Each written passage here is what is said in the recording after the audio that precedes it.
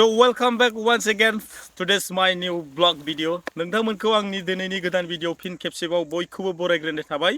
स' लोगोफोर आं दिनै नोंथांमोननो मोनसे मैगं बारि दिन्थिनो थांगासिनो दं आरोखि अर्गानिकेल पियर अर्गानिकेल माने बेवहाय जेबो रासायनारि हासार होनाय जायाखै जेरैहाय डीपी इउरिया पटास बेफोरबायदि जेबो हासार होनाय जायाखै आरोखि खालि बेयाव होनाय जादों गोबोरखि हासार न'आव बानायनाय मोसौ खिनाय गोबोरखि हासारजों माने बे मैगंफोरखौ गायनाय जादों। बे मैगं बारियाव आं मा गायदों बेखौ नोंथांमोननो आं दिन्थिनो थांगासिनो दङ। स' नोंथांमोना भिडिअखौ नायनो इन्ट्रेस्ट दंबा नायलांबाय थादो ना मा होनो नोंथांमोना लेट्स स्टार्ट। स' लोगोफोर नैबे जाहैबाय सामब्राम गोजा खिलिहांबाय नै सामब्राम गोजाया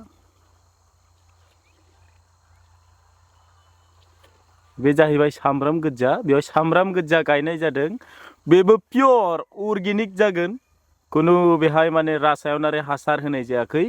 बे सामब्राम देरहांबाय आरो खिलिहांबाय जेब्ला देरलांबाय थागोन खिलिलांबाय थागोन अब्लाबो नोंथांमोननो आङो दिन्थिलांबाय थागोन।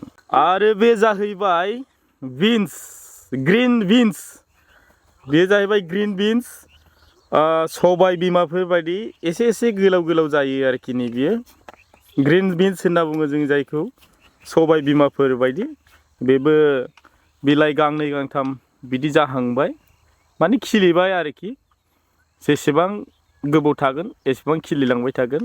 नैबे जाहैबाय ग्रीन बिन्स आरो आं बेवहाय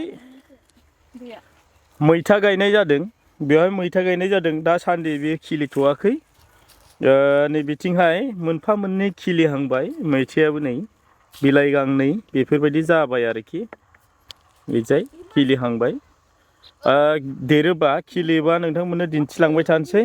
स' लोगोफोर आथिखाल मुगायाव जोङो हासारनि जायै जायै गोबां बेमार जालागासिनो दङ बेनिखायनो जों बयबो अर्गानिकेलि मैगं थाइगंखौ गायनाय बयबो सोलोंनांगौ जाहाथे जोङो बेमार आजारनिफ्राय उदां जानो हायो नङा होमबा रायजोफोर लोगोफोर बेबायदि आरोखि दंबावो मैगं थाइगंखौ आं नोंथांमोननो आरो दिन्थिगासिनो दङ। स' नोंथांमोना नायलांबाय थाबानो जाबाय।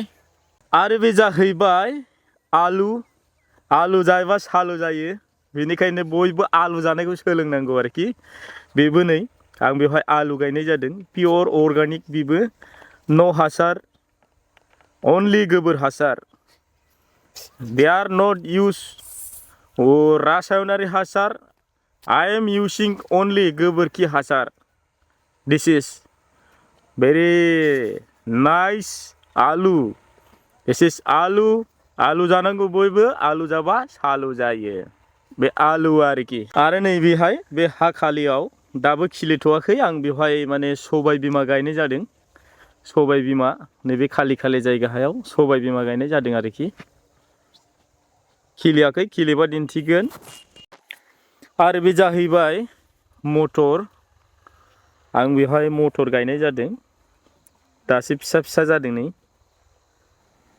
गोरलै गोरलै खिलिहांबाय आरोखि बारा गोबाव जायाखै सप्तासेल'सो जादों नालाय ओंखायनो दासो गोरलै गोरलै खिलिहांदों आरोखि मटरा नै खिलिहांबाय नै मटर बियो आं नोंथांमोननो देरोबा आरो दिन्थिलांबाय थागोन। आरो नैबेजाय आङो भेन्दि गायनानै दोनदों दाबो खिलिथ'वाखै खिलिसिगोन फिसा फिसा खिलिहांबाय। ओमफ्राय नै बिथिंहाय आङो मैथा गायबावगोन आरोखि मैथा फोबावबाय नैबेयाव फोनाय जादों मैथाखौ बेयाव फोबावबाय खिलियाखै दासिमबो खिलिगोन। स' लोगोफोर दिनैनि भिडिअआ एसेखिनियानो।